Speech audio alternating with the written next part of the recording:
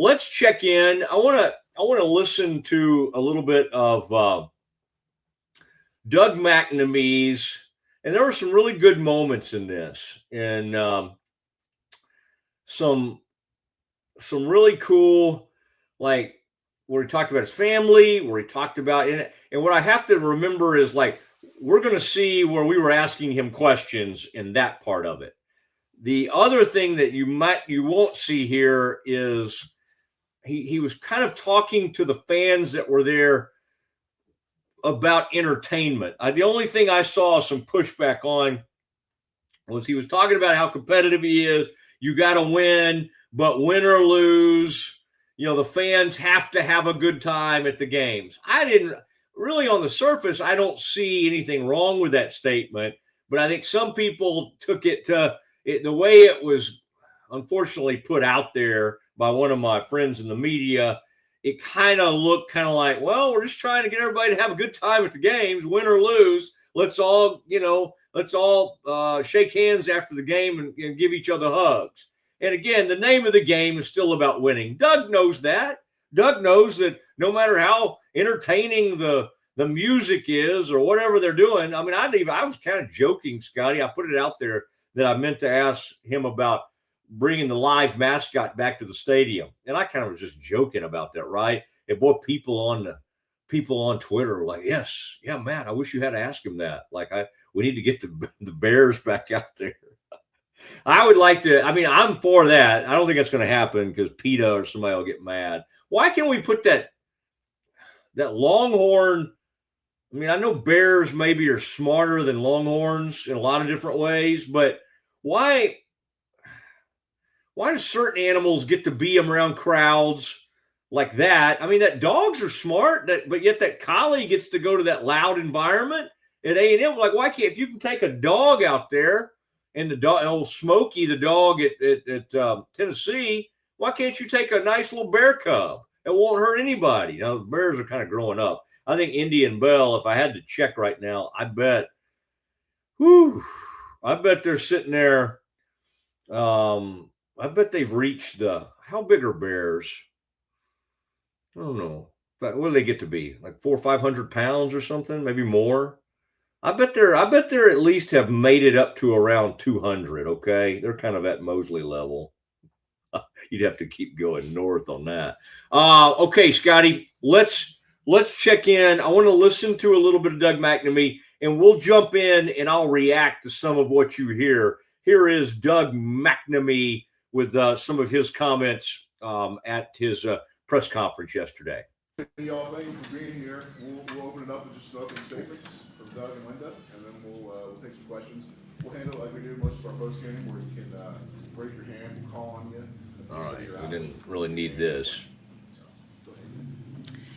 I'll start and then let Doug say a few words. Now, we're just thrilled to have Doug joining us, returning really to Baylor as our Director of Athletics. And we had a really quick search. Took us about 2.5 weeks to get to this point after we started the process. And just deeply grateful to Bob Odine, who helped us with the search.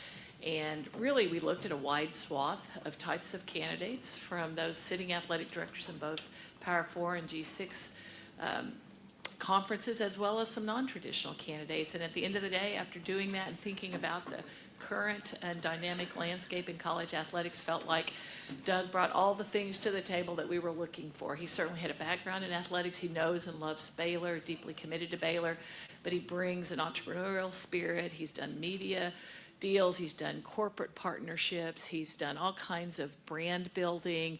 And so we just felt like, for what we need and the way college athletics is going, he just brought the perfect combination of skills to the table. And so we're thrilled to have him and really looking forward to his leadership of our athletics program. Thank you. Well, it's an honor. A huge gratitude to President Livingstone and to the Board of Regents and to everyone in the Baylor family. This was a 27-year journey for me to get the absolute one-of-one job opportunity. And I just feel like it's a great day for Baylor family. We are going to prioritize the Baylor family, and just super appreciative of what I think is a bold but trend-setting decision the president made. excited to get to work, roll up our sleeves. I think we've got a great group of coaches, incredible student athletes, and a one-of-one institution to get to pull them to. So looking forward to working with each of you. Appreciate the way that you cover and support us, and excited to take your questions. We have Bryce here in front of us. Okay, you're good, Bryce. Oh, Bryce Cherry. Yes, sir. Hey, Bryce. Doug, you addressed a little bit in there, but Yeah. It's been a minute since you were working for Baylor Sure. Athletics. Like, a lot's changed in the last 7 years. How do Come you on, Bryce. navigate all of the new things that Yeah. are happening? Yeah, Bryce, thank you. I mean, it has never left me. First of all, it wasn't my job, but it's remained my passion. So I've certainly monitored it closely. But certainly the revenue component of college athletics has really been amplified over the last 7 years. And the last 7 years have prepared me, I think, to tackle that well. And so I would just say to you, there's a lot of change. It's difficult to keep up with all the things that are happening and all the the legislations, different conversations. I've been reading it frequently. But I'll tell you, as a department in a university, we'll be nimble. We'll be ready. We'll be on the forefront to adjust to whatever's necessary and put our university in the best possible position to be successful. If we're going to compete in a sport, we're interested in winning in the sport. And so we will do whatever it takes, as long as we do it in light of the mission that we have as a university to make sure that we're most successful. Go to Parker in the back row. President Livingstone, Parker Reagan, Class 44. Given the candidates in this search and just the effort that you guys put in a short time frame, was it important to you that you brought back somebody that is a Baylor alum, like a Baylor-centric person, and how did that factor into the process? I mean, it was one of the factors, but all the candidates that we looked at did not necessarily have Baylor ties, but we were kind of looking for as complete a package as we could find. Everybody brings strengths to the table. Everybody brings things to the table where they're going to need others to help support them and encourage them. So I would say for Doug, the fact that he is a Baylor person and has deep Baylor ties was a benefit and certainly added to the equation and certainly helped tip the scale. But overall, in a lot of other ways, he was our strongest candidate. So it certainly mattered a lot, but it wasn't sort of the deciding factor necessarily in what we chose to do. All right, hold on a second here, Scotty. We got to line that up, Scotty. I can't believe I interrupted myself. Rogue Media's own Matt Mosley was about to ask a question. How dare I cut in on him? I didn't. Okay. Well, I don't. It's interesting. Like, do you need a Baylor person right now? Well, it helps. It helps kind of unite everybody and the Baylor people who don't feel heard and feel disconnected. But Scotty, we talked about, like, you also have to keep in mind, you've got to strengthen your ties and get the community more involved and Baylor people that didn't go to Baylor and all that. So again, I don't think that was the only, what was fun, and what you're about to hear me ask, maybe I got to it too quickly, but it's what everybody wants to know. Like, what are you going to do with football? What are you going to do with this coach? This coach got saved by a guy who had a scandal. Now, that's okay. People sometimes take advantage of getting saved, whether it's like a profession of faith or whatever. You take advantage of it. You got a second, or I don't know how many chances, a third, fourth chance. Aranda, all you can hope now is, and one thing I thought about asking was, like, are you committed to bringing Dave back for this season? Because you're like, well, Matt, she's already said it. But he's the new guy. He's the new. And I think some people were holding out hope that he might come in and go, this is too far down. We need to either have an interim or something, but we need to get him out of here. Okay. I think also we knew that was not going to happen. So I just think we need to honor the fact. I think the Baylor people in the crowd, me, everybody, but, there are also other people that, like, cover the team. Like, one of them went to Michigan State. Our friend Zach, Scotty, I had to laugh at him because we're all back there, right? And, of course, I'm in the media and I'm back there, so I'm not going to put up though I've done it many, many times in my life, I'm not at the end of the public session. They did the Baylor line and everybody put their claw up. And I noticed he just, like, went racing out of the room. But I was thinking in that moment, that was the Baylor people coming together, and that crowd that was there is more of the supportive, not ever going to say anything rude to President Livingstone or anything like that. I'm also aware that there are a ton of people out there who are angry with her, want her fired, do not like how she's handled this. I think she's aware of that. I think if I had it do all over again, if I had another question, you'll hear what I ask here in a second, but I think I might have asked her, like, do you have some damage repair to do with this fan base? Because whether it's fair or not, you didn't do what they wanted you to do. You have a team that spiraled out, finished horribly, finished 5-7, and everybody was wanting a change, and you decided to retain him. And then some people are like, I know some people are mad like at the timing of it. You could have waited until the end of the season. Retaining Dave Aranda was going to feel bad to most of the fan base, no matter when you did it. So I think she decided, let's just do this, hope for the best, hope they somehow win a couple of games, and they did not. And they did not become bowl eligible. And then they became bowl whatever, like poverty, bowl charity. Or they're like, well, okay, we don't have enough bowl teams. Would you guys come play Georgia Southern? Like, no, we're good. We're good. We don't even know what coaches are going to be around, and we're asking players to leave, and we're not going to field the team. And that's good. That was the right decision. Okay, Scotty, let's see what this Mosley has to ask here.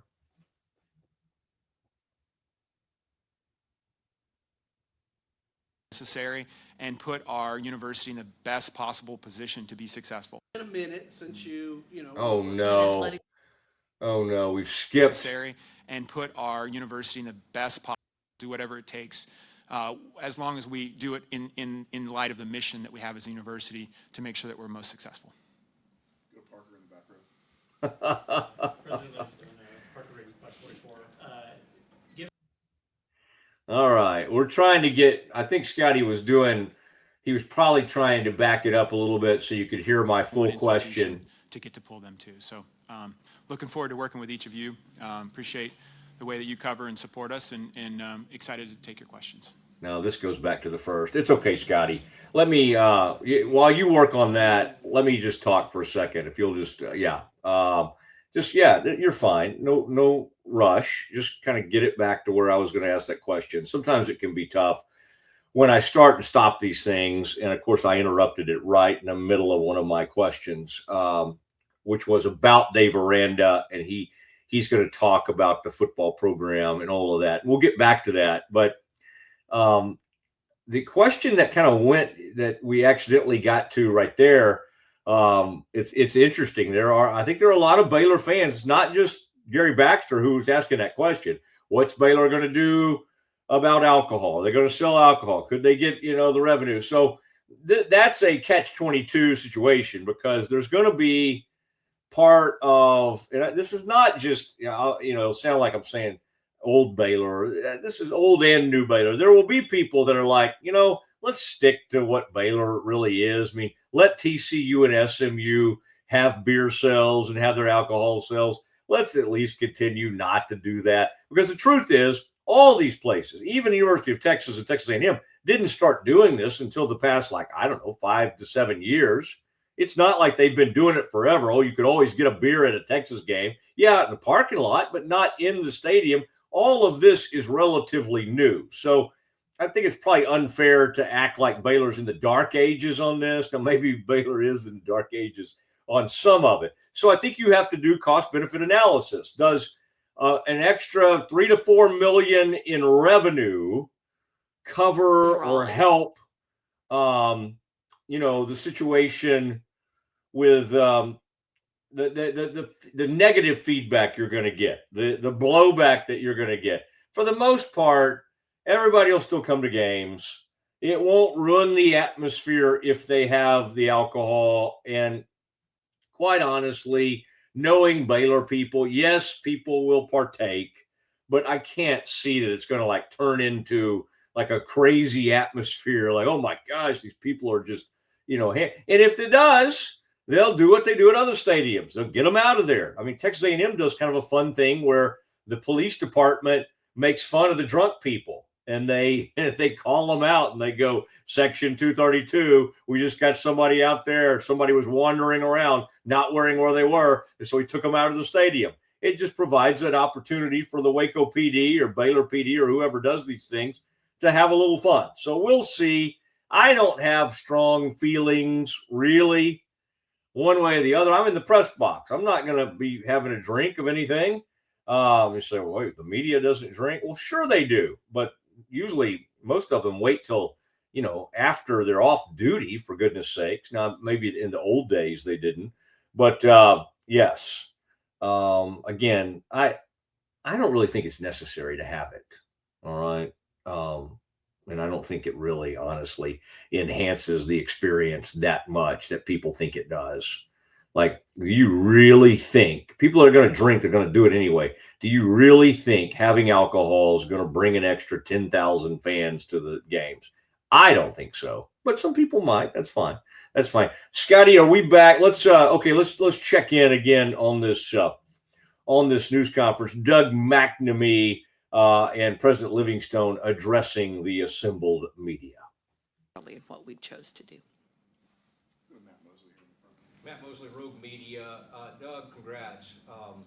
What will your evaluation be like of Dave Aranda and his staff, and how will that, it'll take a little time, but Sure. how quickly do you need to get through that as the portal and everything's hitting? Hey, Matt. Hey. Hey.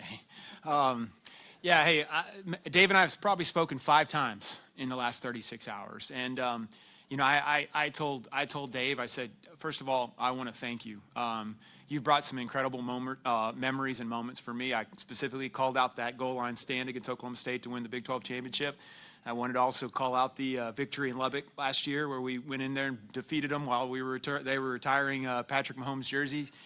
And Dave and I both agreed that those really, really enjoyable moments, we need more of them. We haven't had enough of late. And so he shared that. We're in total alignment. We need more of those great moments. And it's been a tough road of late. And I just told him I'm here to do whatever it takes to help them be as successful as we possibly can. We're in it to win it. Dave's committed. And just, I think, early impressions. We've, again, brief several phone calls. But I think he and I will work well together. Gary Baxter, ESPN Sir. Central Texas, Baylor alumni 100%. and Hall of Fame. Yes, sir. As well. Yep. I know you just answered the question about evaluation, but what is your expectations of Coach Dave Aranda for 2026? Yeah, Gary, great to see you. Thanks for all your contributions.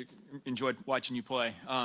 And back to what I said, I've been here for all of about 3 hours, and so I would say there just we all collectively understand the importance of winning, and that is very, very clear in the trajectory of the program.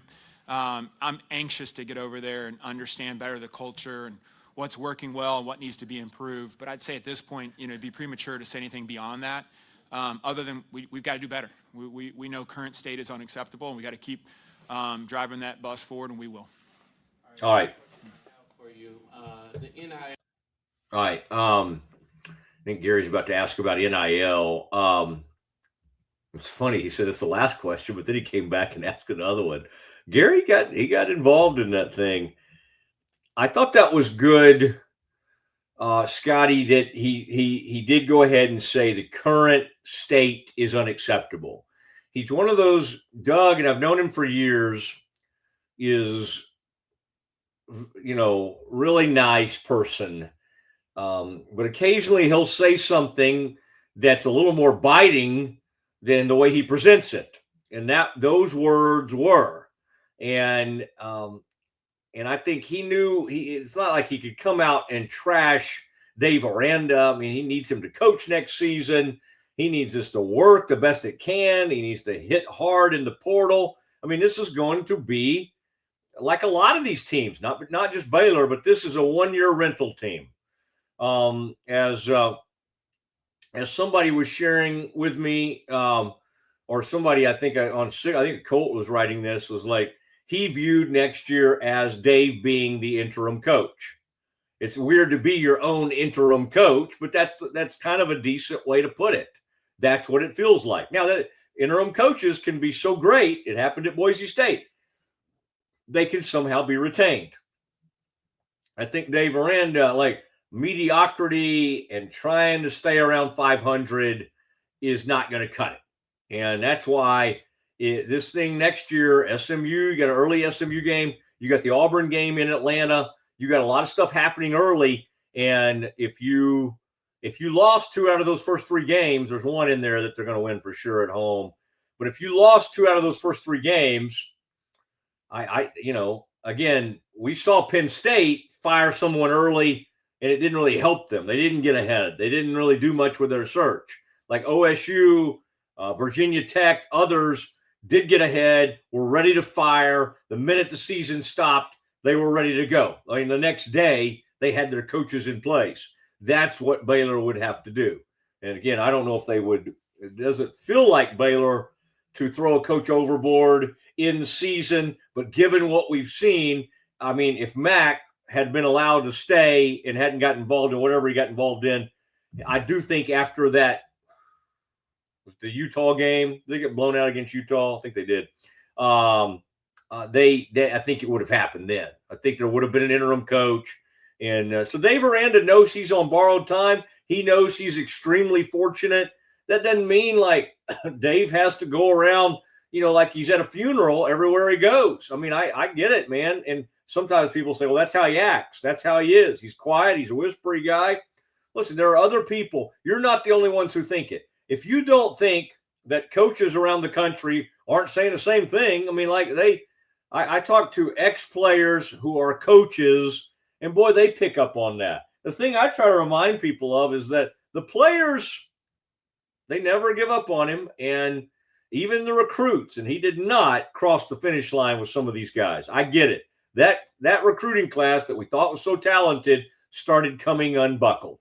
All right, and I think they made a major push on that London Smith. I think fortunately we had Baylor people at other schools that were actually telling London's parents, from what I can tell, hey, man, the mom works at Baylor. The dad coaches right down the street.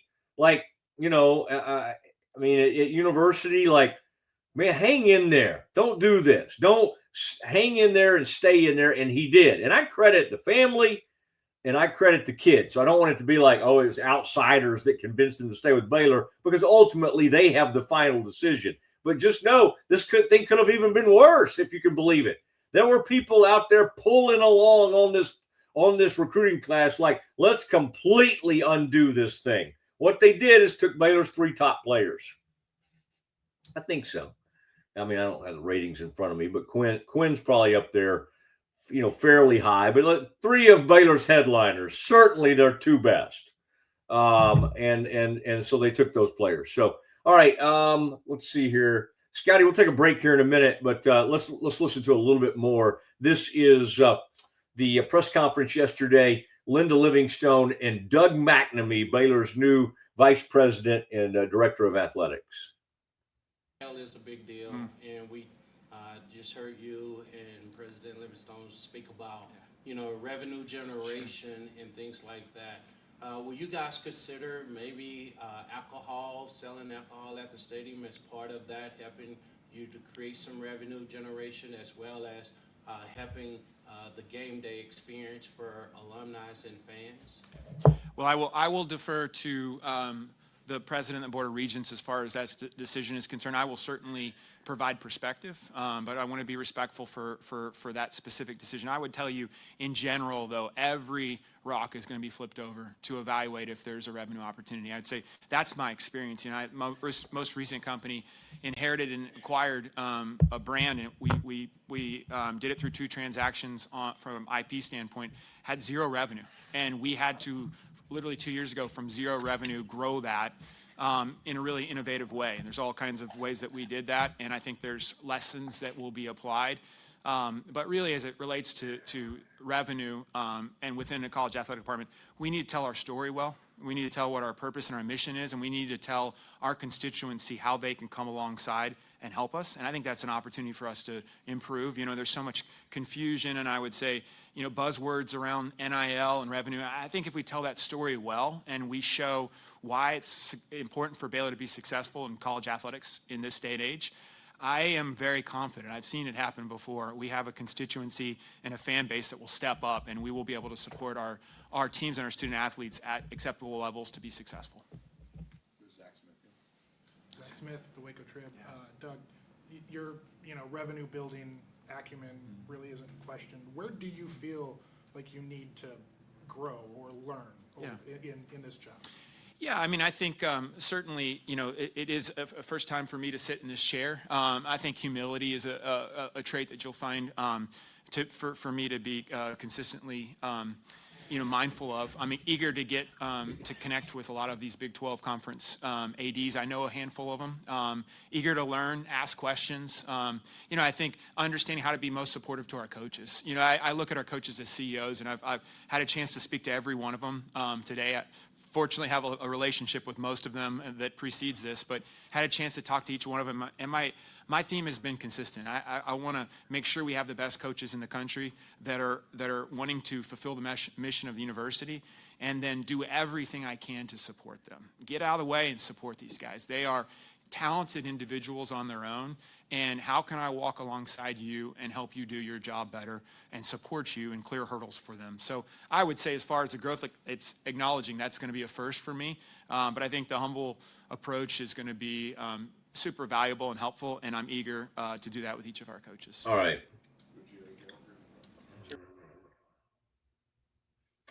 That last part was interesting, supportive and come alongside the coaches. I'm not saying this, what he was specifically even thinking about Mac Rhodes, but I was when hearing that, in that Mac, for all the good that Mac did, one, I think, issue Mac had, I mean, whoa, he could be tough on coaches. I think it's good to hold coaches accountable. I think a lot of times in this role as AD, you do kind of have to be kind of what he said. Mac Rhodes was not a get out of the way and let the coaches coach.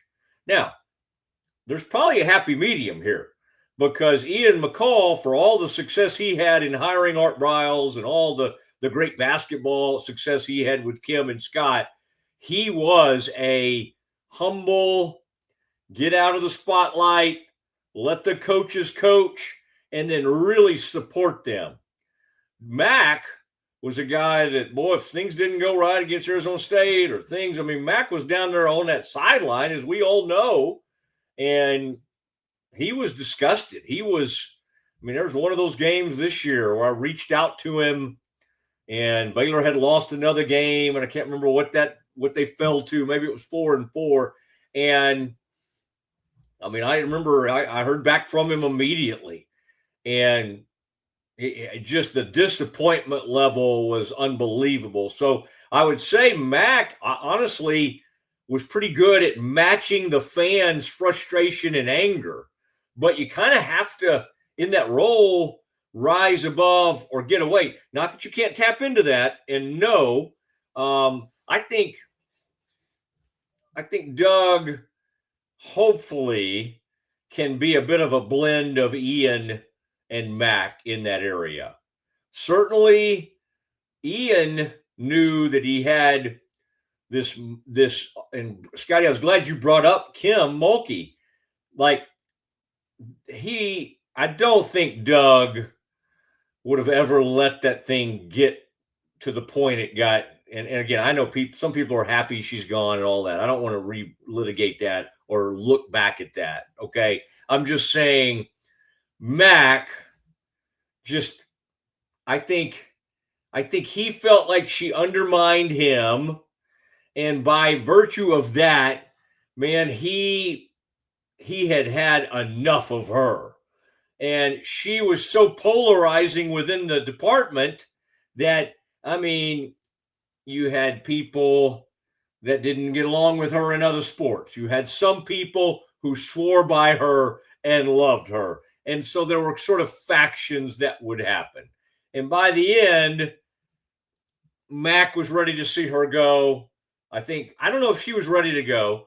Certainly, if President Livingstone or anybody had have simply, and it wasn't even about money, it was like showing her how they felt and how much they wanted her to remain. Was that her name on the court? I don't know. I mean, that's too much to get into. But I'll just say, Doug, and I'm not saying it's right or wrong, he would have handled the Kim situation way differently. It just never would have risen. Like Ian McCall knew he had like a superstar on his hands. So Ian McCall, again, did he maybe give her too much latitude? Maybe. But, that's what Bob Knight, or name coach after coach over the years, especially male coaches, were given tremendous latitude, okay? I mean, Mike Leach was only reined in and fired because things got political and there was a stupid thing that happened with Craig James's kid. Otherwise, I mean, that was a dumb thing that happened. But I guess I'm using that as an illustration of the fact that Doug would have handled it, I think, probably more like Ian than Mac. Again, not saying anybody's wrong, not saying Mac was wrong or right or whatever. Mac was a hard-charging, hold you accountable, could be tough on coaches. Some of them liked him, some of them probably resented him, and some of them are probably thrilled that he's gone. Now, watch out for that, because who knows? Maybe Doug will take a peek at a program and go, I'd like to do something different there. But I do think the main sense that I feel over there on that campus right now is healing and a sense of relief, because Mac liked confrontation and he liked holding people accountable. Not that Doug won't hold people accountable. He'll just do it in a way different way. Okay? It'll be from a collaborative, supportive. Now, was Mac like that with Scott? Collaborative, supportive? Yes. But Scott won a national title when the two were together. I mean, yes. Are there superstar rules? Yes, absolutely. And that's probably why Kim felt like at some point she could say anything in the world, and Mac got sick of it. He got tired of it. When they wanted to build the new arena, she was like, well, no, this thing should be over here. This thing should be over here on the campus. So this thing, they should not do it over there and all that. And he was so sick of it. Okay. But again, I've told you all this. I mean, those two they couldn't stand each other. And in the end, Mac sort of won the power struggle.